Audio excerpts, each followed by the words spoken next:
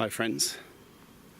Well, today I'm here in Hankley Common, which most of you will never heard of, and I wanted to do a video about first aid. I've been tagged in a video by Dartmoor Explorer, thank you for that, to talk about first aid kits, which of course is thrilling. Now I thought, well, where can I go? I can combine a walk with a first aid talk. And I ended up here in Hankley Common. And you can see this structure here.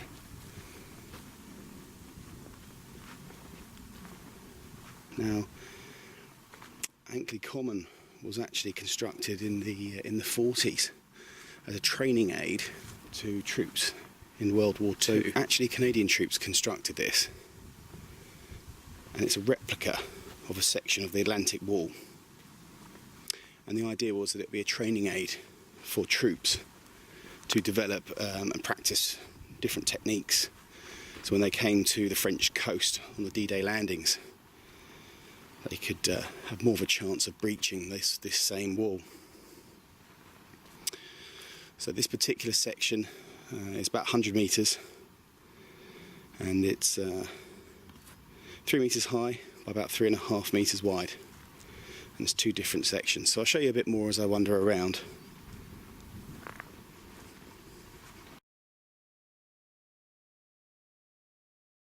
Interestingly enough, Hankley Common was actually used in the Bond films, The World Is Not Enough, Die Another Day, and Skyfall as well.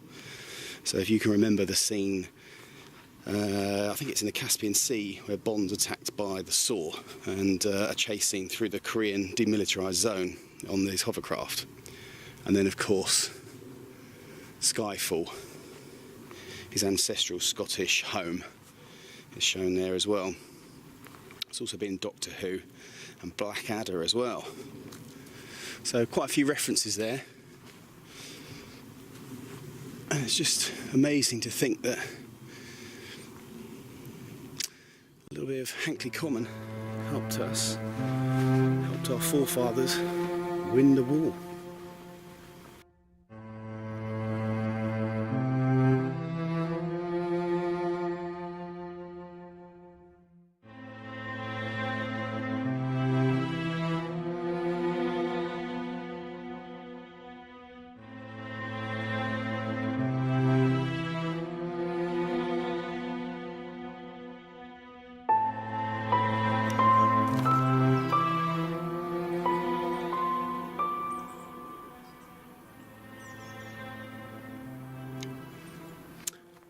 I reckon this would be a pretty cool place to have an overnighter.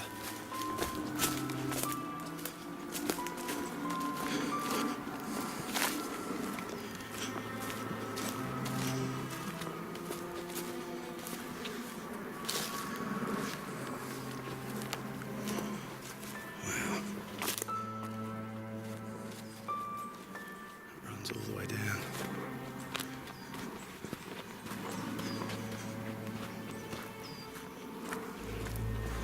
All the way down there. What a seriously cool place. The 1940s don't seem that far away when you see something physically still here, like the pillboxes I see near where I live, and you can see on the coast of this country as well the defences that are still there. So many decades on. You can imagine trying to breach something like this with machine gun fire all around you, being a young soldier perhaps, fresh out of training. I mean, that's serious. It'd be terrifying.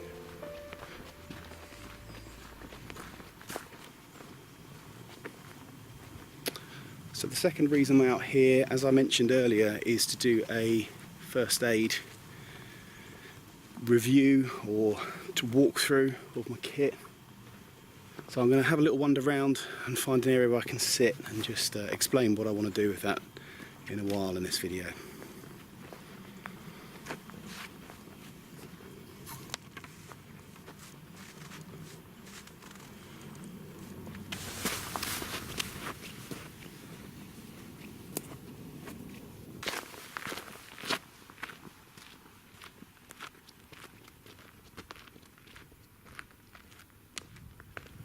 So, first aid. I must admit, when I was tagged in the video by Dartmoor Explorer, I was like, really? Of all the things I've got, first aid is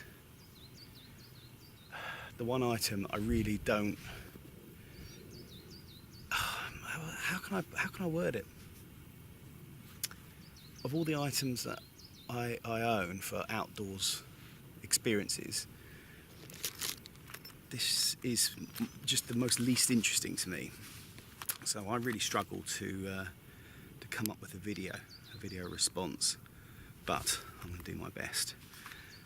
What I'm not going to do is go through this little pack and every last thing inside of it, because it's just boring for me. And I've always said, if I don't find something interesting with regards to YouTube videos, I won't watch it or do it.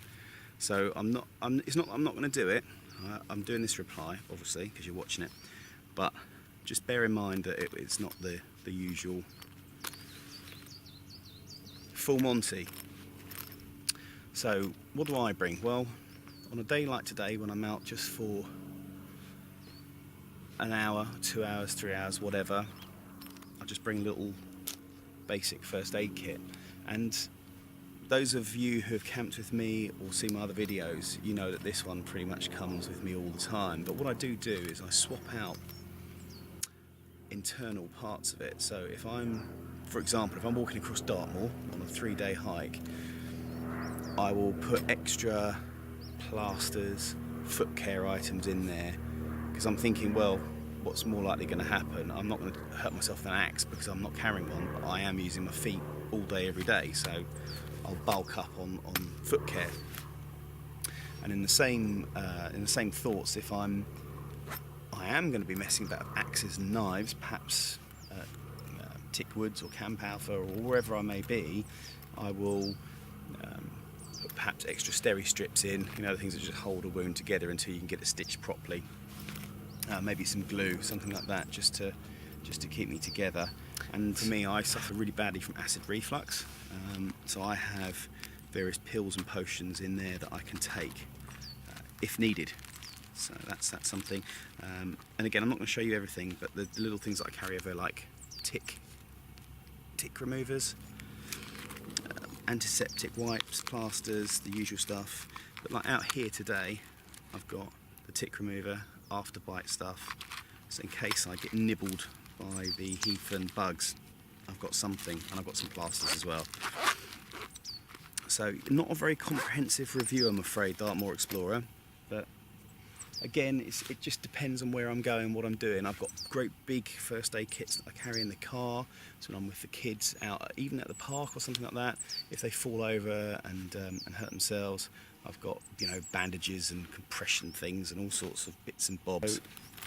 Yeah, so that's my first aid sort of thoughts, really. Not very interesting, so apologies. Hopefully the rest of the video will make up for it.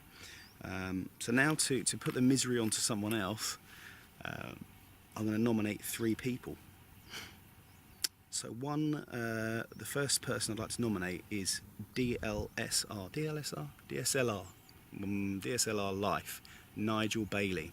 I watch his videos. He's a keen photographer, videographer, and he does a lot of hiking over Dartmoor and stuff, and I have a feeling his kit will either be something similar to this, like pretty nominal, or it will be some super duper outdoorsy first aid type stuff.